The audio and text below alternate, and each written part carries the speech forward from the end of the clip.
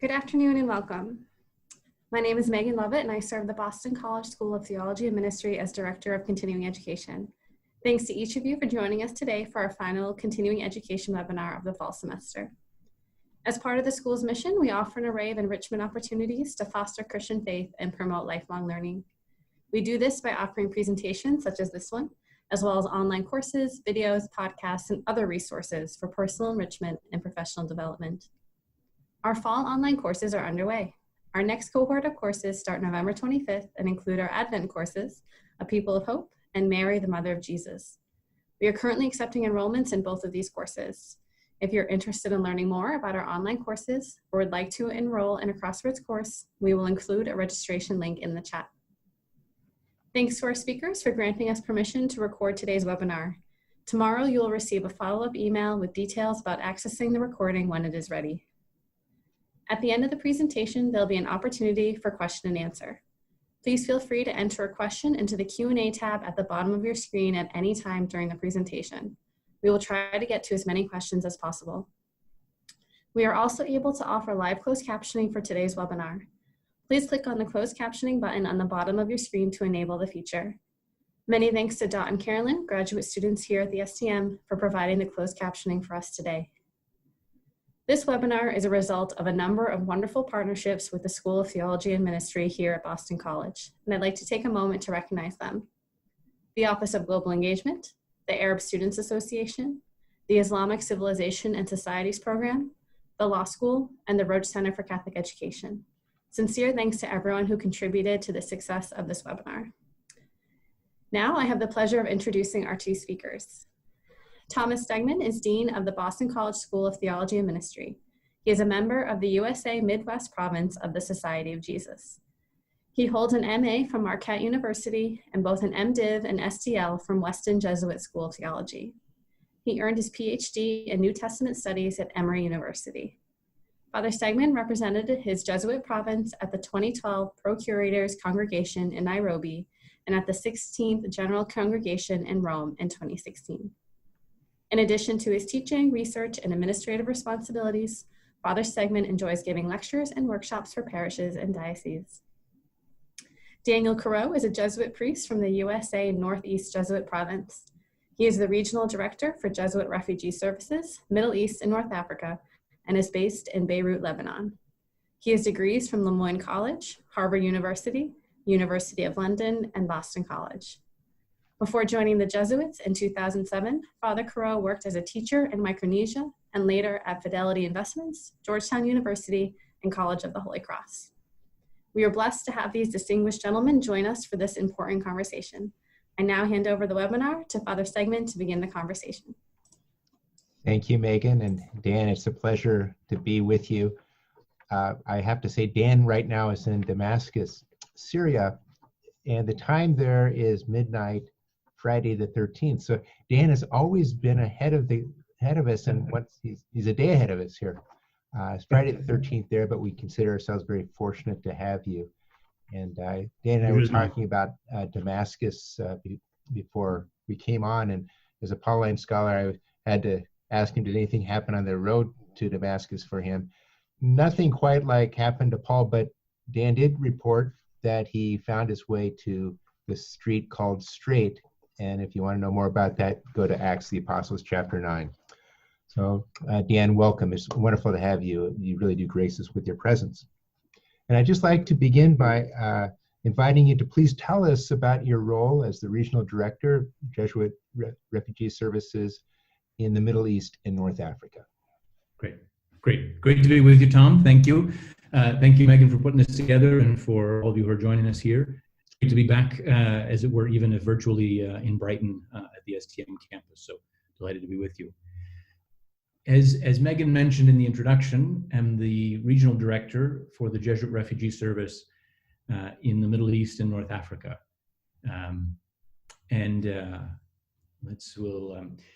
So we cover 4 countries in the Middle East: Lebanon, Syria, Jordan, and Iraq. And we have operations in every one of those countries. We employ about 800 people in the region,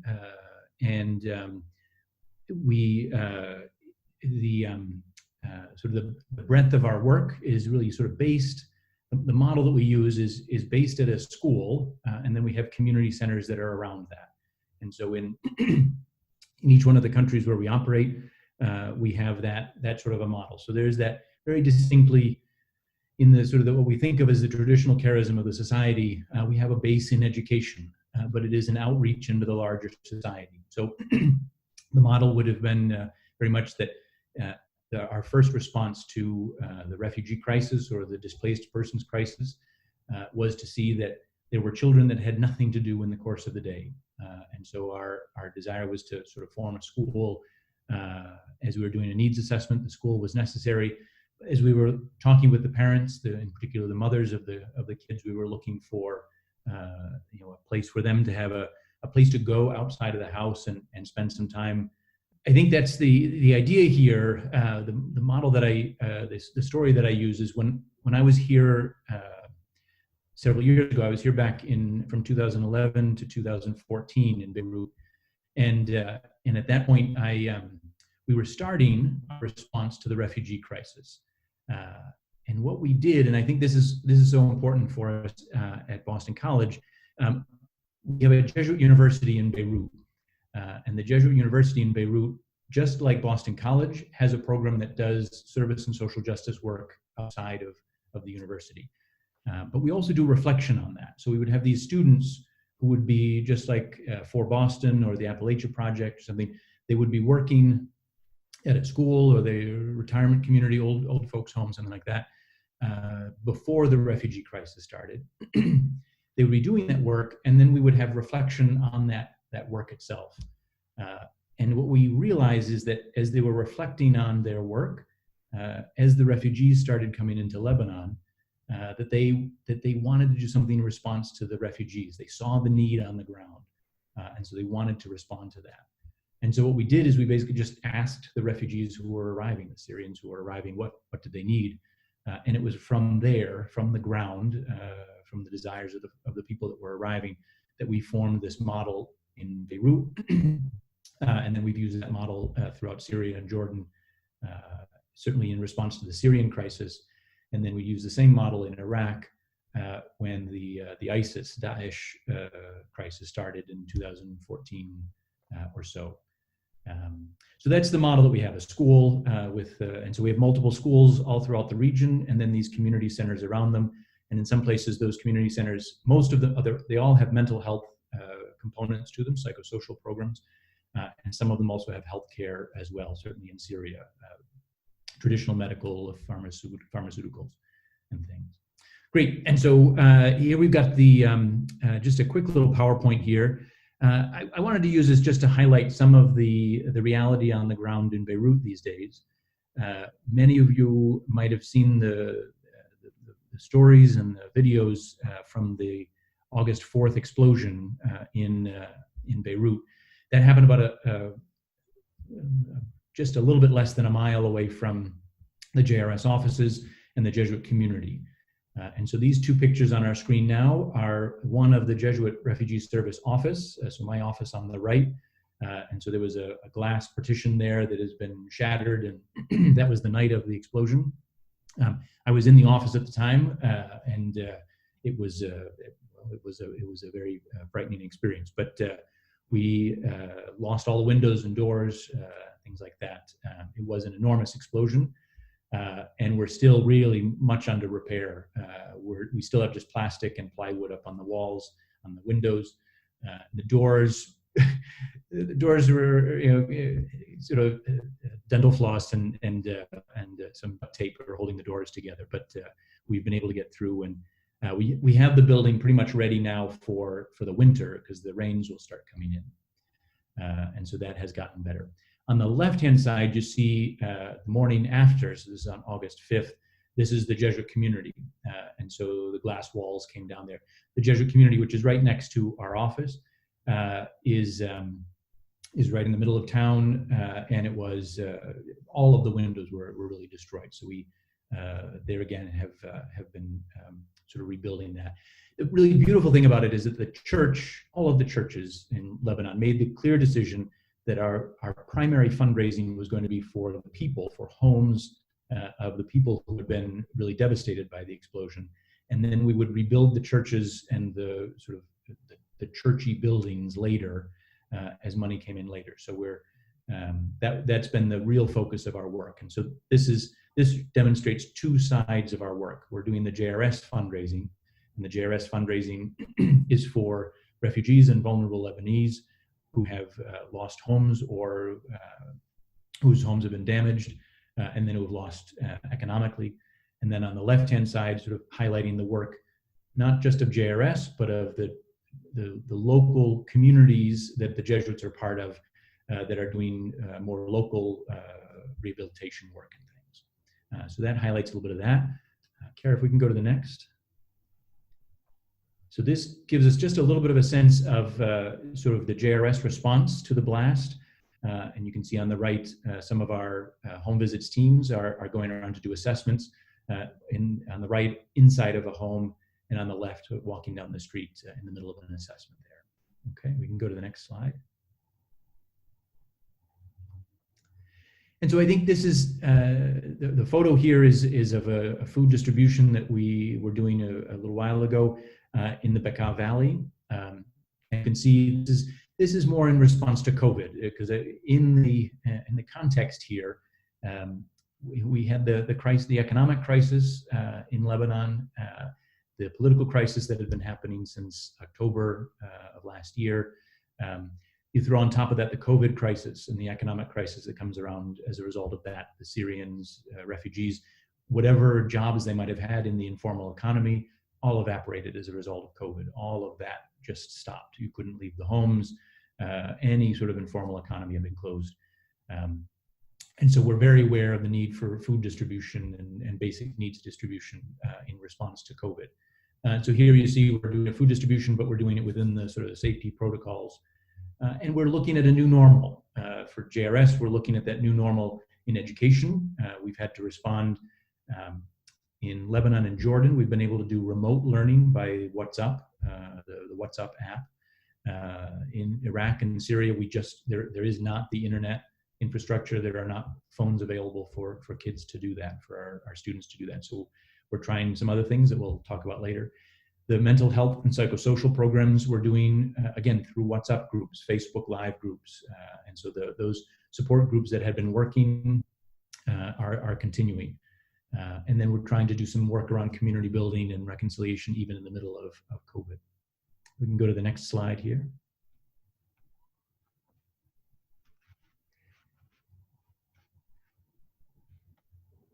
And here we have, so I think in my mind, as I look at the sort of the response of the world, but as I look at the response of our amazing staff in JRS here in the Middle East, there are three things that really stand out for me that I think are distinct to our Jesuit sort of story. One, we begin with reality. We don't run away from reality. We don't wish it was something different. We don't say that COVID doesn't exist. We don't avoid it completely. We acknowledge the science of it. We acknowledge the reality of it. We start with what is real. We have to strip away all of the false selves and all of the junk that's out there. So we begin with reality. And here the reality in this particular picture is, this is in Karakosh, traditionally Christian village in Iraq, was devastated by ISIS, by Daesh. Okay, the town has been devastated. People have returned. They're rebuilding their lives. In response to COVID, we're doing food distribution. We have to start with the reality. We can't run away from that. We can't just avoid it. We have to start right there in the very middle of it. We can move to the next. From that base in reality, our response has to be in love. A response in fear, a response in avoidance, a response in ego. Those are all options. We could do any one of those. But certainly our Jesuit tradition would tell us, our Christian tradition would tell us that we have to respond in love. How is it that response is defined by an openness to the other, an invitation to relationship, a deepening of our interaction with one another? How is it that response in the reality, the really awful reality, that response has to be in love? And this photo is taken in our health center in Sahour, in a neighborhood in Aleppo, where we're continuing to do, even in response to post-COVID, we've been able to figure out ways to do distributions in a safe, sort of socially distant sort of way there. We can go to the next slide, Kara. And then the third component, and here again, I really draw on our Jesuit tradition of creativity in the middle of the muck of reality. How is it that we're able to do something within the framework of the reality that we're facing? How is it we're able to do something interesting, to do something exciting, do something creative here? I mentioned our teachers in Lebanon and Jordan have been able to figure out ways to do some sort of remote learning with the students that they have. Syria and Iraq, that's just not been possible. And so Syria, you see on the picture on the left there, one of our teachers, and they will go around on a regular basis and do visits to individual homes and their workbooks that the kids will have. And they'll sort of grade those one-on-one, talk with their families, how to support the kid in learning during that time, even if they're sort of isolated to their homes. And then the creativity of we had a woman's livelihood sewing program in Iraq, in Sharia, with a wonderful Yazidi community up there that had been devastated by Daesh, by ISIS. And there they switched from sewing clothes to sewing masks. And they're starting to sell the masks to the folks in the camp and creating a livelihood sort of program out of that. So the response has to be creative. We look at the great stories of the sort of the sense of the early Jesuits, something creative, go into the middle of reality and do something exciting out of it all. So that has been, as I see in our staff, just really being able to do something extraordinary in limited resources there. I think we've got one more slide here. Kara, if you can.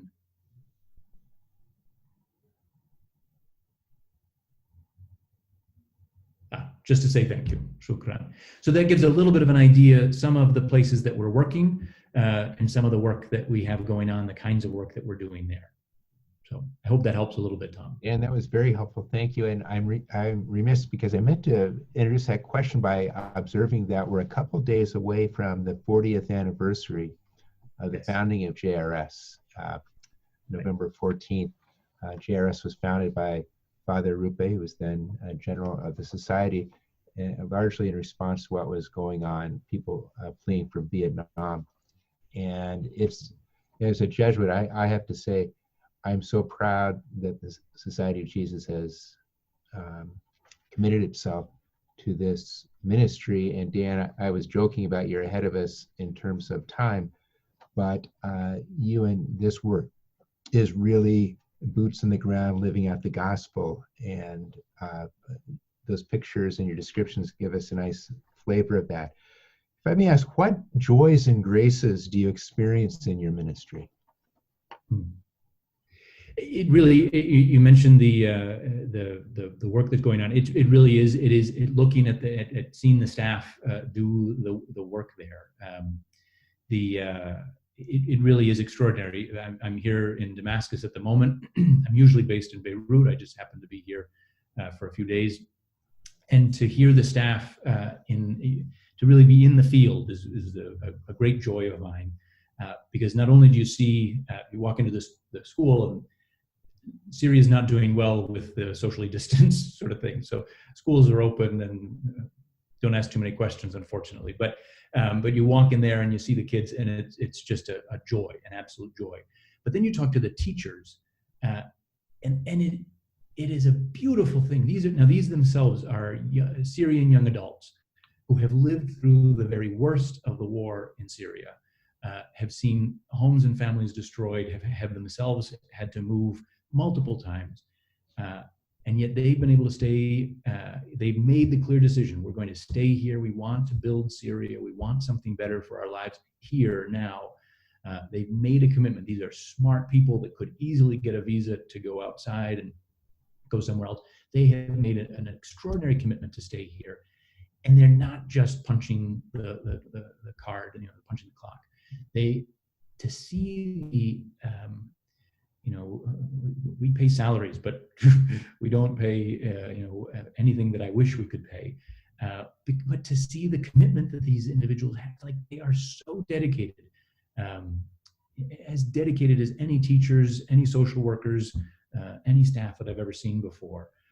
And to see their care and commitment to their students and the people that come to their support groups and to the sort of the one-on-one sessions, to see that, but also to know their own backstory, to know the struggles that they're going through, what it takes for them just to get out of bed in the morning and get things going. It's really extraordinary. So that is a huge grace of it all.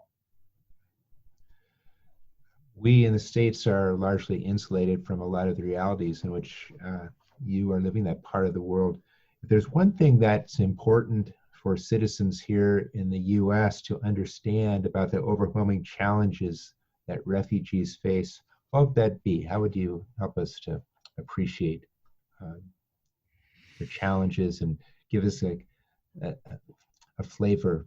Because I think many of us want to grow in compassion and respond, but it really is very distant. We don't wake up worrying about explosions and blasts, right, destroying our offices. Exactly. I think that what I am always very aware of is the profound desire for people to remain home. They want to be home. They don't want to go somewhere else. It isn't the desire of anyone. You want to be home where you're safe and where you're known, where you have a community, and there's a structure around you. The decision what has to occur in a person's life for them to make the decision to take themselves, much less family, people they love, and put themselves in an incredibly precarious position. We, at the moment in Lebanon, we're facing, this had not happened for several years in Lebanon, where people were getting into rickety boats and trying to cross the Mediterranean to Cyprus. That from Lebanon has not happened for many years, but after the explosion with the economic crisis, things have gotten so bad that cross-Mediterranean sort of migrant trade route had opened back up again. And just talking with families who have seriously considered that. And these are people that have already been, have already had to relocate from Syria most of the time. The decision to do that,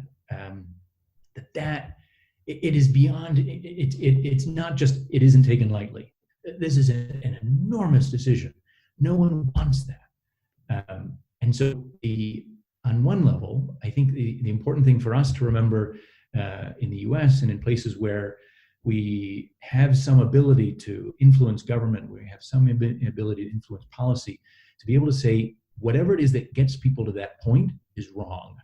And if we can influence policy to lessen the load on those people and so that the push from is less intense, whatever we can do to reduce that is our most important task. Whatever we can do, whether it is to review the idea of sanctions, whether sanctions are actually effective at changing government policy in one country or another, or whether they really just have more of effect on people on the ground.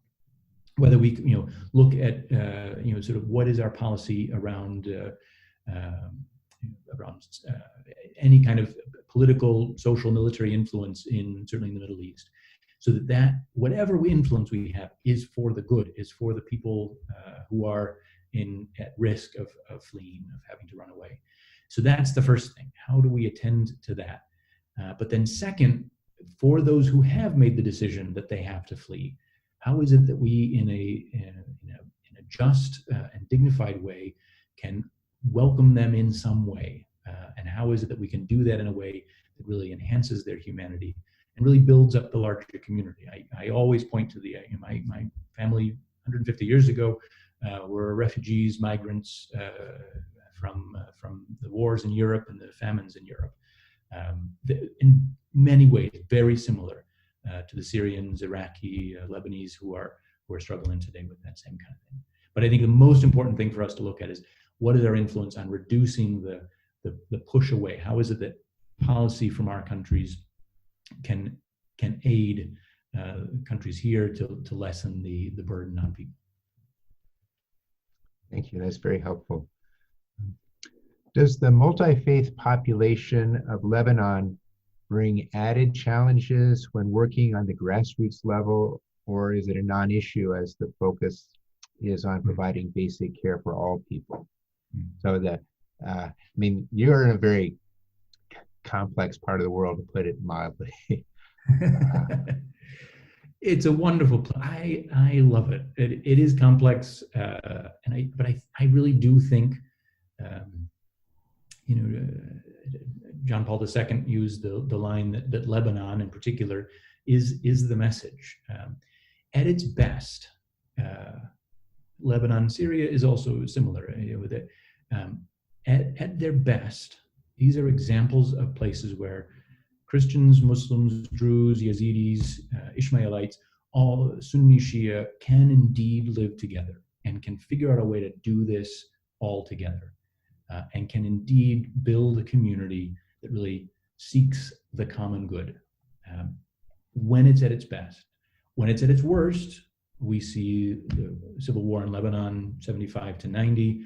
We see the terrible crisis of the last 10 years here in Syria. That's at its worst. But it is, there's certainly Pope Francis in the Abu Dhabi document, Pope Francis in the Fratelli Tutti document just recently, he makes it very clear, the Grand Imam Al-Azhar is with him 100% in that those who use religion to divide and to separate and to create these others are abusing religion. They are using just the mere trappings of religion to forward a political goal. I myself always to explain myself as a Jesuit. With Christians or Muslims alike here, with our JRS staff, with others, I use two Islamic phrases. One, how do I understand my Jesuit life? First, it is in the Quran, there is the beautiful line that we are closer to humanity than the jugular vein. We are so profoundly intimate. We snuggle up into humanity. God sort of longs for us and draws us in. This beautiful idea of proximity. In JRS world, we would talk about accompaniment. We don't look at, we don't give to, we don't serve, we accompany, we walk with, we are partners in this journey together. And so that sense of being closer to our neighbor than the jugular vein, of being, bone of bone and flesh of flesh. And so that's one. But we balance that with the Allahu Akbar, God, not that God is great, God is greater. The Akbar is greater. And so what is it that leads us to the greater, the bigger? How is it that our small selves can be enlarged? This in Jesuit world is the magis, the what is the deeper, the more, the greater, the beyond, what's the next step here? And so that balance between that profound intimacy with the other, the profound nearness to, I cannot leave you. You are my neighbor, you are my brother, you are my sister. We accompany one another on this journey together. And we're not just going to stay in what's small and safe. We're going to move to the next. Whatever the limits of justice are, we're going to go beyond them. Whatever the limits of love are, we're going to go beyond them. We're going to push that beyond. But I'm very deliberate about using Islamic phrases, the profoundly important phrases for me that come from a deep spirituality, Islamic spirituality, that really has informed my Jesuit life.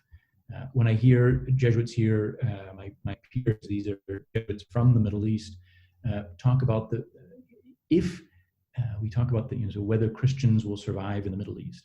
If to survive in the Middle East means just to be another political party that's named Christian, it's useless. There's no real reason for it. There are plenty of political parties. We don't need any more of those.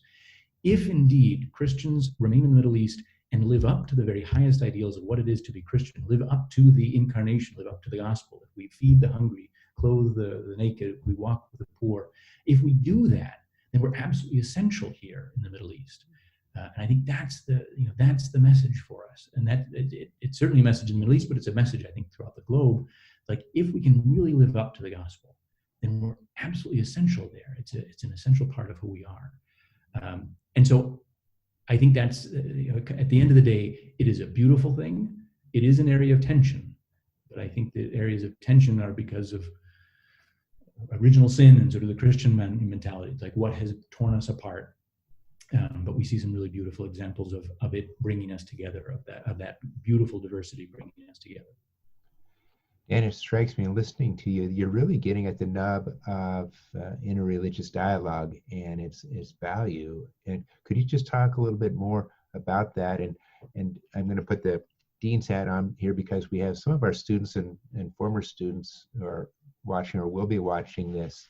What encouragement would you give them in this connection in religious dialogue and the kind of skills we can be working on in the present? I see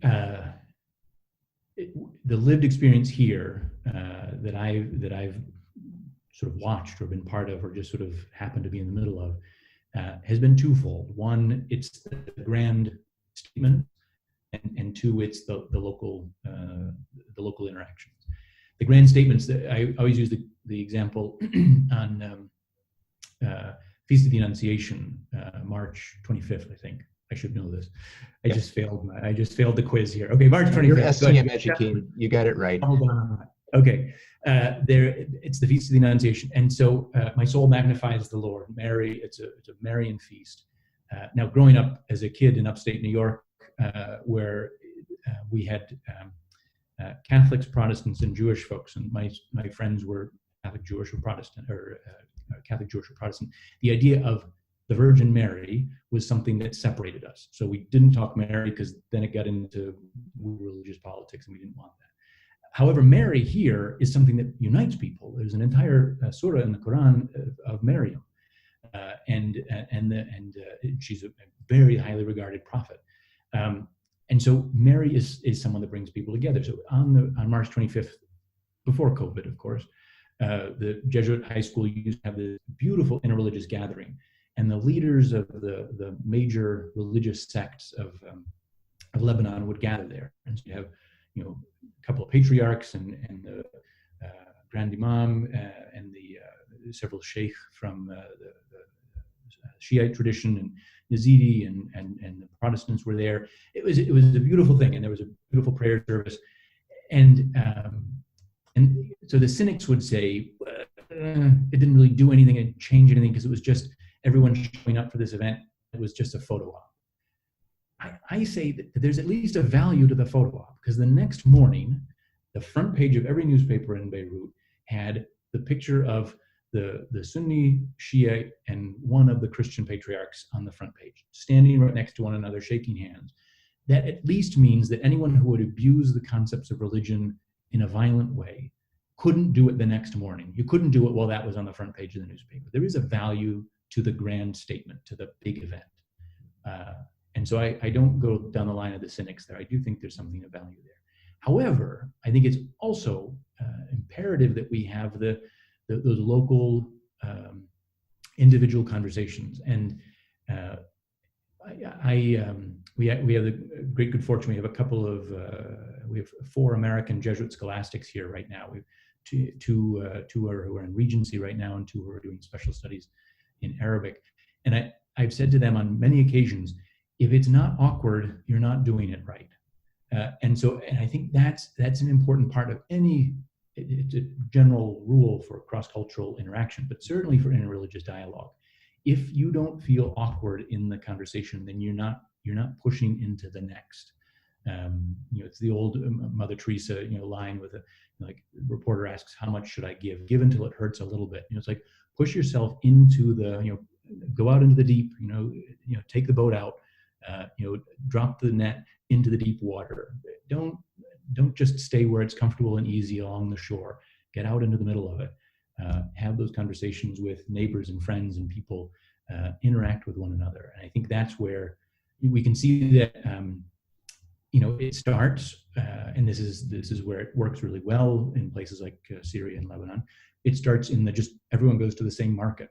Okay, so I know my neighbor, they are Maronite. I know my neighbor, they are Sunni, they are Shiite, they are Yazidi.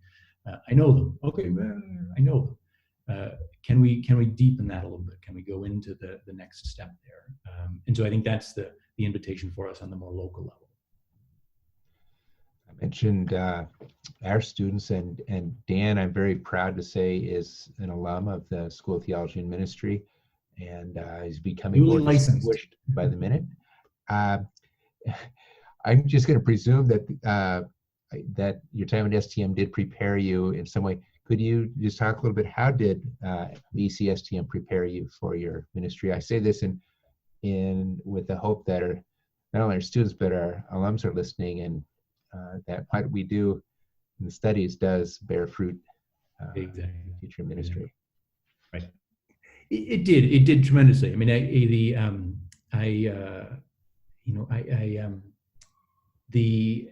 what I found there, and what I have loved in my Jesuit life, and the STM was an integral part of that, was this combination, the tripartite combination of an intellectual depth. We took the intellectual life seriously. We went into it. We had serious questions about it. We wanted to look at the reality there, and we did not shy away from that. And so we wanted intellectual vigor. We wanted something of depth. We wanted to tear apart an argument and make it make sense.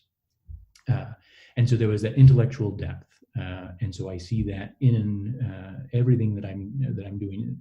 Meetings that I go to where we skirt across the issues, or where we're talking, like I don't want that. Let's get into something deep here. Let's tear apart the sort of the normal cynical responses, or the sort of the tried and true conspiracy theories. Let's break through those. Let's get to some real data and be able to talk about something of depth. And so that first, there's that intellectual depth that I found. Second, I found there was a deep commitment to social justice, and I saw that in the absolute requirement that something of our intellectual life had to be done in the streets, that it could not remain there in the Brighton campus where everything's nice and clean and safe and confined. Yes, you had to spend the time in the library. Yes, you had to do the work. You had to show up for the lectures, but you had to be out in the streets. There had to be some sort of a field education component to it. This had to make sense. For me, it was working with homeless folks in recovery, and so it was how to take a Dick Clifford lecture and make it make sense to people in the 12-step program who are living on the streets, like that. Okay, talk about awkward. It's got to make sense. This has got to do something in reality, and so there's a deep commitment to the intellectual life that has to be lived out in the streets, and then all of that was grounded by a deep spirituality. That there was a deep sense of prayer about what we were doing, and I saw that in so many of our professors, so many of the ways that we lived that out. That there was a deep sense that this was a prayer community, that we were indeed praying together. There was something about a spiritual life that was not in any way separated from that intellectual life. And so that combination was really an essential part of what I saw there, and what I try to live out in the best way I can now. Thank you for that, Dan. Your opening remarks, you mentioned a couple of specific works, and I want to give you a chance to talk more about those, because then I want to ask how we can be of help. So you mentioned about USJ and mission, Yes. connected with the university there. Could you tell us a little bit more about the work they're doing in your community, and then also connected with that? And I believe this is an NGO that's is connected with the parish there, St. Joseph, the CJC, what kind of work they're doing. Give us a little more specificity, because we'd like to be of help if we can. Great. What we've, certainly in response to the Beirut blast of August 4th, we had two lines of response. One was JRS, which had already existed in Lebanon, and we were, on one level, we were a well-oiled machine. We knew where to go, we knew what to do. There was already sort of a process in line. We are an NGO, an international NGO that was already set up for that in terms of sort of getting resources to people in need. There are other smaller NGOs that have been part of the Jesuit world in the Middle East long before JRS started here. Now, I think it's important, this is taking a step back before your question, Tom, but certainly as an American growing up, there was the standard line that the Middle East was a violent place, had always been, will always be. There was just sort of a standard American assumption about that. I don't know where that comes from, but certainly before 2008, there were really, in what we think of as the traditional Middle East, there were very few refugees. It was not something that happened. There were wars, there was some conflict and things. There was the Palestinian question. It was a huge refugee question, of course. But that was a particular thing but it was not what we think of as the refugee crisis right now. So Palestinian huge issue, but the Palestinian issue aside in that, there was not this sense of JRS was not needed in the way that it is now, where you have the largest humanitarian crisis on earth at the moment as a result of the Syrian conflict.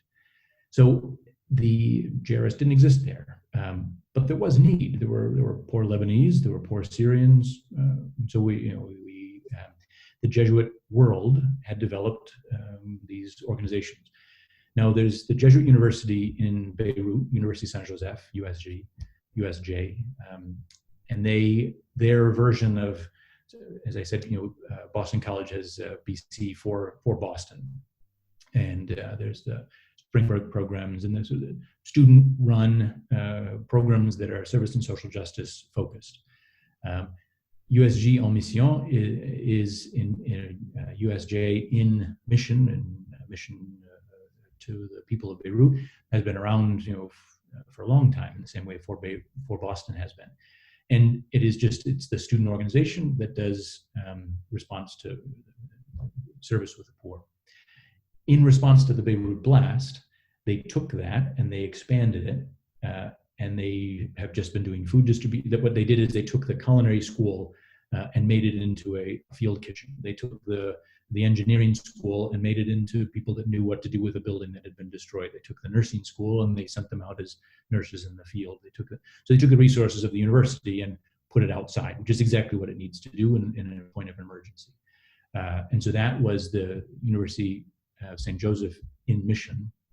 And so we are also raising money for them. They are a separate standalone. We cooperate with them very closely as JRS, but they are a separate standalone sort of entity, as it were. There's also CJC, the Centre de Jeunesse Chrétien, sort of like a YMCA or a young adult Christian organization that had been around for a long time and was part of the parish, the university parish that the Jesuits have in downtown Beirut. And recently, in the economic crisis before the blast, they had been giving hot cooked meals to older folks, retired folks, once, twice, maybe 3 times a week, depending on how donations came in. In response to the blast, they quadrupled the numbers and they did them every day. So they were distributing hot meals to 500 people a day, volunteers who were cleaning up and people who were homeless as a result of it.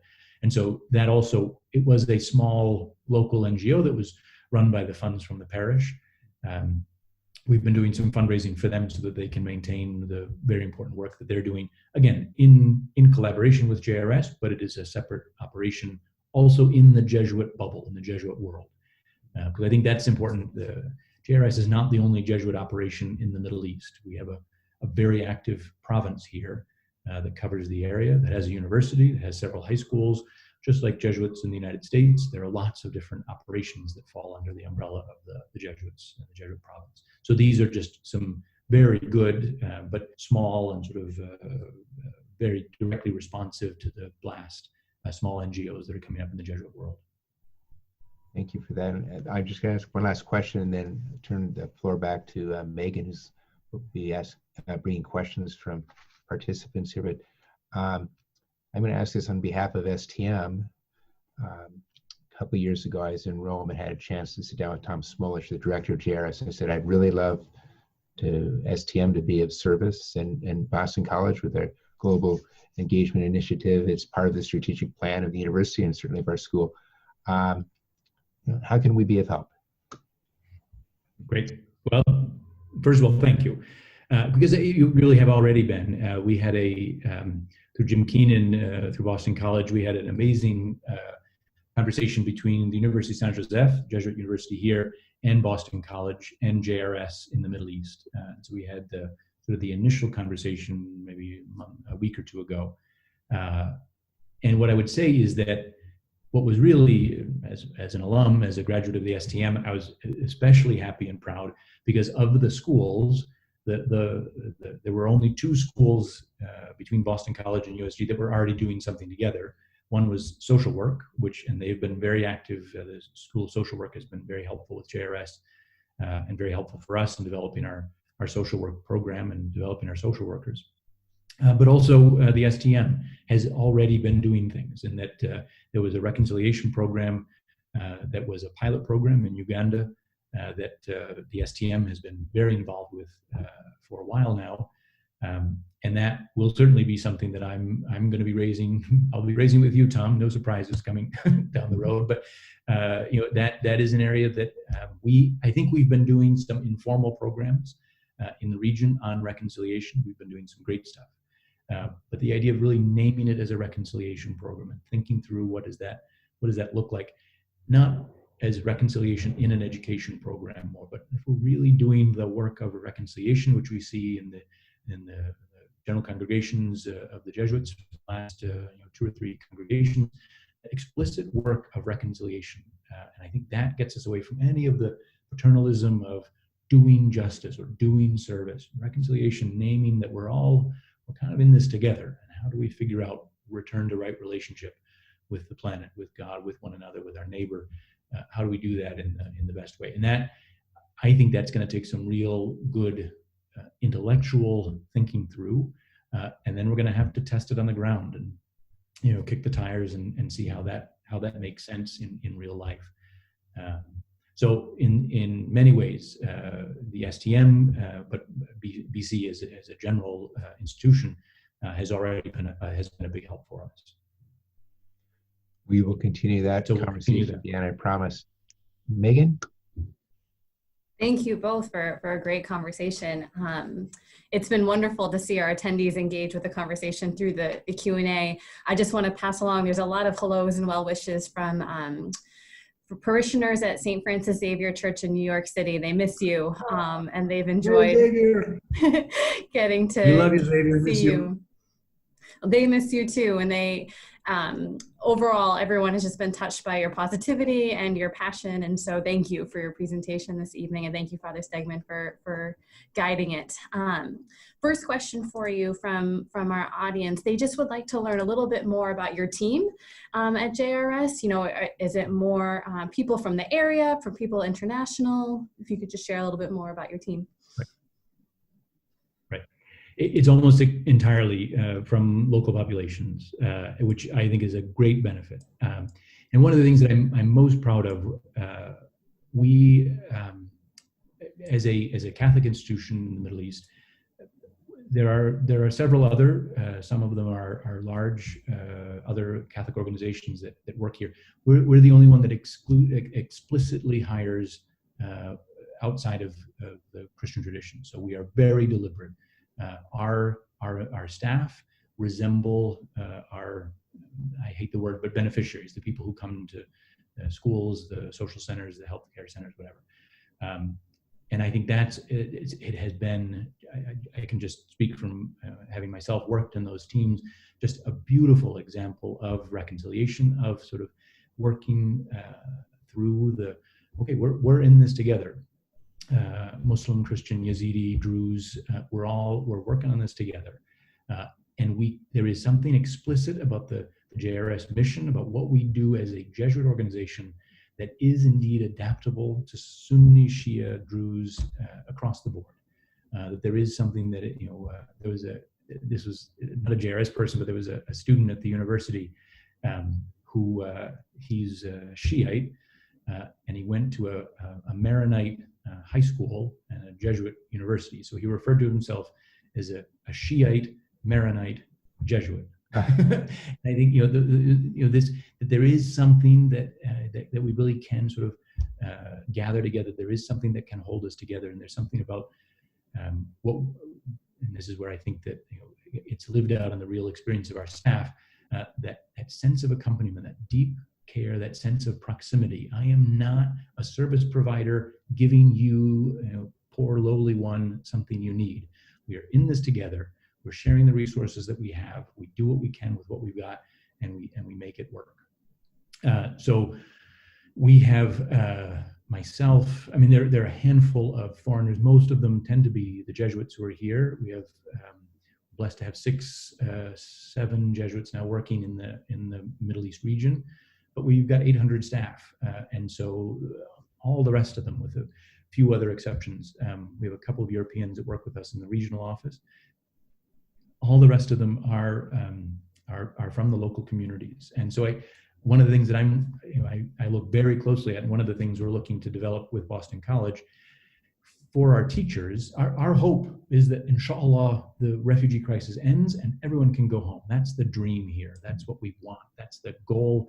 One of our components is advocacy. We advocate so that this stops. This is a travesty. It's a blight on the face of the earth. It says something is profoundly wrong about our planet and how we interact with one another. Our hope is that people can go back. But what I want is that while the teachers are here, not only are they able to teach, but they're getting actual additional training in being teachers, so that when they go back, they're better teachers. Same for the social workers, same for the pharmacists, same for the doctors. That we're doing ongoing formation for folks here with the idea that they're going to go back to their home communities and they're going to be able to help the rebuilding process wherever they're coming from. And so I think that's an essential part of hiring from the local staff. And that we're hiring people that were themselves teachers or social workers, in Syria. Well, now they happen to be in Jordan or they happen to be in Lebanon. Okay, we're hiring them for the same job, and they're and so I think that also is a way to keep them with the dignity of work and all that. So vast majority are local folks. Thank you very much. We've had a couple questions about, I would say the majority of our audience is located in America. What can we as Americans do, both individually, but maybe at a larger government level, policies that policies that we should support or work, against? Yeah, I won't go into specific policies because we'll tread carefully on that one. But I would say pay attention. Don't. I will say it's fascinating. Just a couple of initial reactions, just in terms of the paying attention. It really does. So much of it comes down to a lens through which you look at things. Now, I won't add a qualitative to this, but the U.S. tends to look at issues of the Middle East through a lens of Israel, what it is in response to Israel, that sometimes Saudi Arabia, but that tends to be the lens through which we look at things. And very interesting, as a Jesuit here, as part of the church, the Catholic Church looks at the Middle East through the lens of Lebanon. And so it's a very different approach to the region if you're looking at it through a different country. And so just as a part of the church here, the questions that we're asking are very different based on the lens through which we look at the Middle East. So I would pay attention to the lens through which you're looking, and then have a sense of what's really going on and what are the real dynamics here, and what are the ways, how is it we use both the hard power? We still have military troops protecting oil mines, oil fields in Syria. So there's hard power there. There's also a lot of soft power, and some of that is the economic sanctions, some of that is the just sort of political leverage that we have, in the world. Pay attention to how we're using those kind of things, and how is it that we're indeed, this is the preferential option for the poor. It's a foundational element of who the church says it is. Like, how are we using whatever leverage we have and what privilege we have for the most marginalized, the most vulnerable, and to be attentive to that first. I think those are essential parts of us looking forward, because we really do have a voice, and I like what America does, says, how it behaves, how it talks, it hits far above its batting average, batting weight, or whatever the expression is there. it does a lot more there. And so when we get it right, it can really be a force for good. And when we get it wrong, it falls into the worst of the stereotypes. It falls into the worst of the conspiracy theories and all that. And so we just have to really be attentive to that.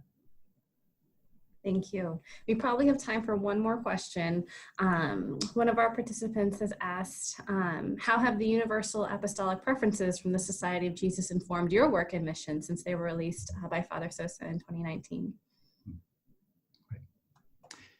You know, what I would say, probably just to highlight what I think, what I personally, but also what I professionally here have taken away as the strongest component of that. And I've been very resistant to say, you know, we have schools, so we're already accompanying young people. We're accompanying the marginalized, we're with refugees. I don't want to fall into the laziness of that. I think those continue to be compelling priorities for it. What I would say, personally as a Jesuit and certainly professionally at JRS, that one of the four things that the society, the global society, has put forward to say this is the direction we're going, is that reconciliation with the earth, that care for a common home. As an American, it even as someone who cares and has always been involved in environmental movement stuff and eco-justice and who, you know, is fully on board with the need to reform our lives and human-created climate change, all of that. I've talked the talk for a long time on that. But the real kick at the end of the day to, okay, do something about it. And so I've given that to our staff here as we're looking at, you know, program innovation. What are we looking at 1, 3, 5 years down the line? How are we modifying our livelihoods programs? You know, what are we doing in terms of teaching trades for refugees who are in sort of a in-between stage? What are we doing that would address that? What are we doing in terms of how we're doing our education programs, how we're doing our social work programs, how are we living as an office? What are we doing in terms of waste? What are we doing in terms of all sorts of things? So that has been what I've seen in our staffs is that's where it's been some real excitement around that. It's like, I didn't think this was a thing that came from the Jesuits or a thing that came from the church or things this was a religious question, but now all of a sudden it's a profoundly religious question, which is exactly where it's always been and needed to be. And so I think that for me has been a real push, and I think we're seeing some great conversations. I'm hoping for some real good movement in sort of, especially as we're looking at innovations and programs. Well, thank you very much. I echo all of our attendees. Thanks to you and to Dean Stegman for a wonderful conversation. And we hope to help you in your work and join you in your work. So thank you very much. Well, thank you, Dan. Just being part of it is a big help. So thank you all. Great to be with you. Thank you to our audience. Thank you to our audience for joining us. This concludes today's webinar. Have a good evening.